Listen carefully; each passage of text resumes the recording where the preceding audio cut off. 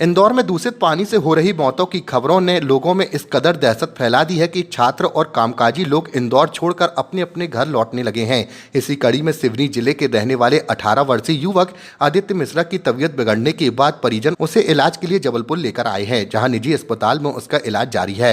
जाँच में Aditya hepatitis A positive पाया गया है, जिसके चलते उसे डॉक्टरों की निगरानी में ICU वार्ड में रखा गया है। पीड़ित युवक के पिता राजेश मिश्रा ने बताया कि फिलहाल इलाज के बाद आदित्य की स्थिति पहले से बेहतर है। उन्होंने इंदौर में रह रहे सभी छात्रों से अपील की है कि वे भी अपनी सेहत को लेकर बेहद सतर्क रहें, पेयजल के लिए RO का उपयोग करें और सार्वजनिक नलों के पानी पर निर्भर न रहें। मिश्रा BBA करने ये इंदौर गए थे और इंदौर में भौर कुआ इलाके में ही रहते हैं। वहाँ पे इनके साथ इनके जितने भी पार्टनर थे, 3-4 पार्टनर एक साथ ये लोग संक्रमित हुए और संक्रमित होने के साथ बाकी तो ठीक हो गए, लेकिन ये ट्रैकिंग के लिए हिमालय गया था देहरादून। वहाँ इससे नाक से ब्लीडिंग इसकी चालू हो गई अचानक और 3 दिन के भीतर इसकी सीरियस हालत हो गई।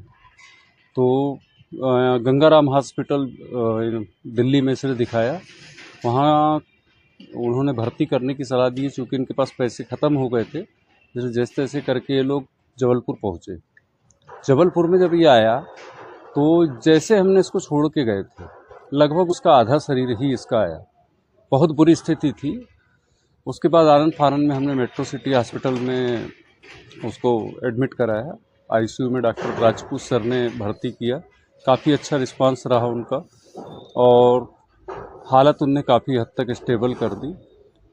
बाद में पता चला कि उसको हेपेटाइटिस A भी है, लीवर में सूजन भी है और गाल ब्लैडर में। क्या वजह है इसकी जो और डॉक्टरों का ये कहना है कि इंदौर में जो पानी उन्होंने पिया है रह के, वो दूषित पानी की वजह से है। और वो जो हेपेटाइटिस A जो हो रहा है, वो जनरली 70% केस वहाँ हेपेटाइटिस के निकल रहे हैं। तो स्थिति काफ़ी थी, प्लेटलेट्स इसकी काफ़ी डाउन थी, उस दिन 17,000 पे थी करीब। इन डॉक्टरों ने प्रयास करके उसको स्टेबल कर दिया है और 60-61 हज़ार पे करीब पहुंचा दिया है, लेकिन अभी भी स्थिति ICU से निकालने लायक नहीं है फिलहाल। जो दूसरे बच्चे पढ़ते क्या कहना चाहेंगे? मैं तो सलाह यही दूंगा कि बच्चे भविष्य हैं अपने राष्ट्र का, तो सरकार कुछ न दे सके, कम से कम शुद्ध स्वच्छ जल ही उनको प्रदान कर दे, ये बहुत बड़ी मेहरबानी होगी। क्योंकि बच्चे भविष्य बनाने जाते हैं बड़ी आशा से, और वो सरकार का दायित्व है कि कम से कम उनको सुरक्षा और मूलभूत आवश्यकताएं जो उनकी है। और बाहर के बच्चे पढ़ रहे हैं, उनको क्या कहना? उनको भी सलाह दूंगा कि कम से कम अपने खान पान का विशेष ध्यान रखें, पेयजल की विशेष व्यवस्था रखें, RO को थोड़ा चेक करवाएं कि अगर जो हॉस्टल में RO है तो RO प्रॉपर काम कर रहा है, उसमें कैंडल वेंडल ठीक हैं या नहीं है, उसको देखें। अन्यथा आर्थिक रूप से भी टूटेंगे, शारीरिक रूप से भी, और उनके पिता का जो सपना है, माता पिता का, वो कभी पूरा नहीं हो पाएगा।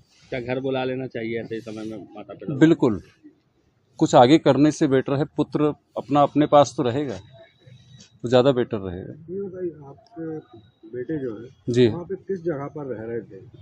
भंवर कुआ में। फ्लैट में रह रहे थे या हॉस्टल? नहीं, हॉस्टल नहीं था, खुद का उन्होंने रूम लिया था। जब तक हॉस्टल में थे तब तक तो ठीक रहा, लेकिन भंवर कुआं में आने के बाद इन्होंने वो जो प्राइवेट नल रहता, सरकारी नल, उसका पानी यूज़ किया था। तबीयत वहीं बिगड़ गई? जी, वहीं बिगड़ गई थी उसके, इंदौर में। आपका शुभ नाम? मैं राजेश मिश्रा लिखता हूँ।